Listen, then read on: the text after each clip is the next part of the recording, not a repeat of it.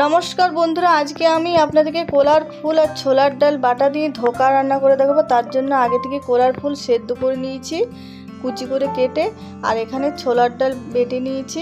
আর এবারে প্রথমে কড়াই দিয়ে দিচ্ছি সরষের তেল, আর এবারে সেদ্ধ করে রাখা কলার ফুলটা দিয়ে দেবো।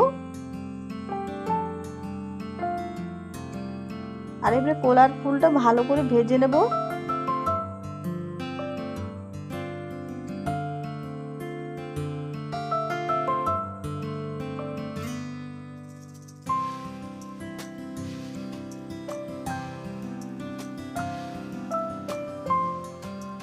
কিছুক্ষণ ভাজার পরে এবারে এর মধ্যে দিয়ে দিচ্ছি পরিমাণ মতো নুন, আর দিয়ে দিচ্ছি হলুদ গুঁড়ো।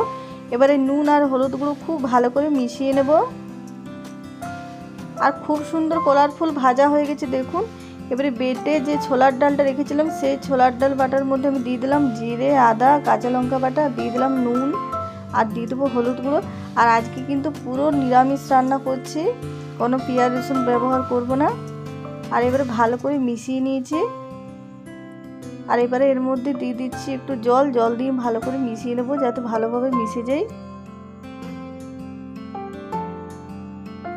আর এবারে কলার ফুলের মধ্যে এই ছোলার ডাল বাটাটা দিয়ে দিচ্ছি, আর এর মধ্যে আবার জল দিয়ে দেবো। আর এবারে দিয়ে দিচ্ছি এর মধ্যে জল।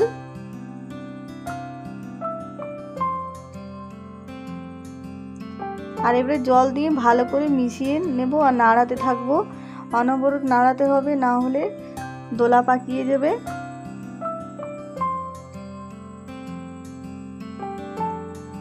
আর নাড়াতে নাড়াতে দেখুন এইরকম হয়ে গেছে। এবারে নামিয়ে নেব। আর একটা থালার মধ্যে নামিয়ে নিচ্ছি দেখুন। আর থালার মধ্যে আগে থেকে একটু তেল লাগিয়ে দিয়েছি থালার চারিদিকে। আর এবারে থালার চারিদিকে এইভাবে ছড়িয়ে দেবো। আর এটা খুব ভালো করে ঠান্ডা করে নেব।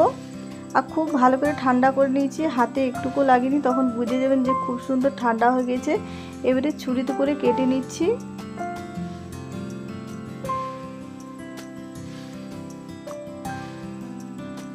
আর আমি চৌকো চৌকো পিস করে কেটে নিচ্ছি দেখুন।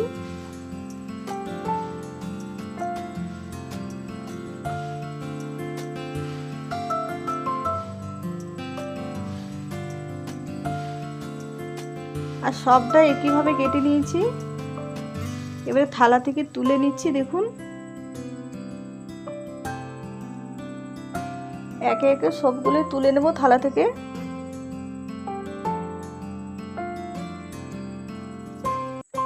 আর সবগুলো তুলে নিয়েছি। আর এবারে ধোকাটা ভেজে নেব। তার জন্য কড়াই দিয়ে দিচ্ছি সরষের তেল, আর তেলটা খুব ভালো করে গরম করে নেব। আর তেলটা খুব ভালো করে গরম করে নিয়েছি। এবারে ধোকাটা ভেজে নেব। আর সব ধোকা একবারে ভাজবো না, অল্প অল্প করে ভেজে নেব।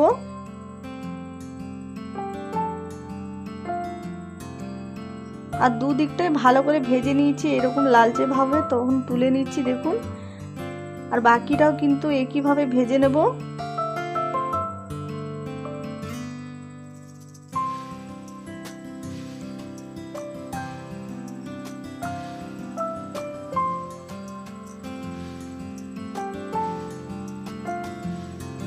আর একে একে সব ধোকাই ভাজা হয়ে গেছে দেখুন।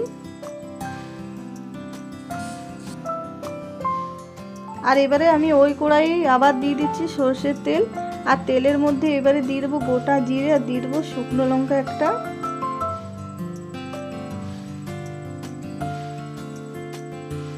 আর এবারে দিয়ে দিচ্ছি টমেটো গ্রেট করে, আমি দুটো বড় সাইজ টমেটো গ্রেট করে নিয়েছি, সেটা দিয়ে দিলাম।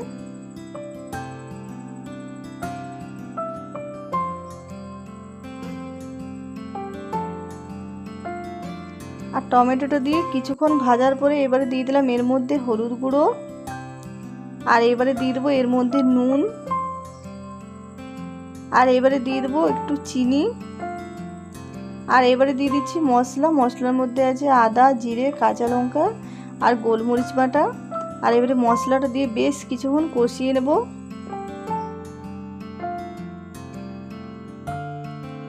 আর মশলা কিন্তু খুব সুন্দর কষানো হয়ে গেছে। এবারে দিয়ে দেবো এর মধ্যে জল, আর জল দিয়ে ভালো করে মিশিয়ে নেব।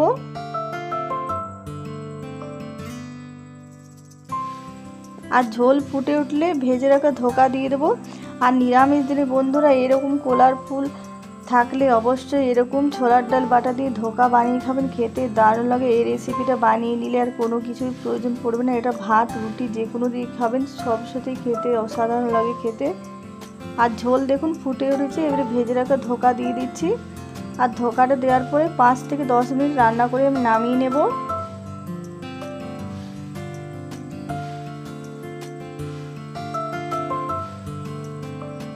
আর সবগুলোই দিয়ে দিলাম। এবারে দিয়ে দিচ্ছি এর মধ্যে গরম মশলার গুঁড়ো,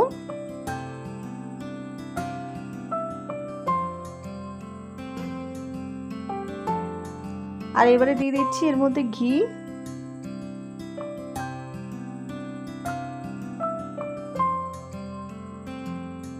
আর এবারে ভালো করে মিশিয়ে নামিয়ে নেব।